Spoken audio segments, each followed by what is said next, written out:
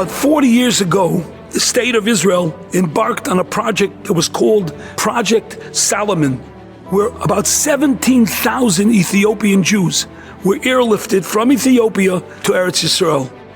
Ethiopia was in the midst of a very bloody civil war, and the Yidden were caught in between the gunfire between the two battling armies.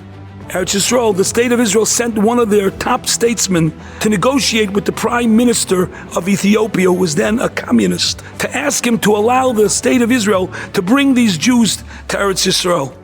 And the prime minister demanded a tremendous amount of money before he would allow them to be taken from the country.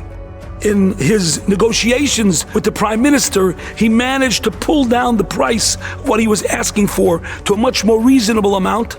But the prime minister insisted on one more thing, which seemed to be an insurmountable problem. He said he would only let the Jews go if the president of the United States, who was then George Bush, would write a letter to him addressing him as prime minister of Ethiopia and requesting that he free the Jews. And the reason why it was such a difficult thing to procure such a letter was because at that point, the United States did not recognize the government of this prime minister. And that's exactly what he wanted. And so the state of Israel sent this statesman to Washington to beg President Bush to write this letter. President Bush was in a quandary. On the one hand, it's the honor of the United States of America. On the other hand, so many lives at stake. He called a meeting of his closest cabinet members, and they went for a vote. And they were down to the last vote. The vote was even.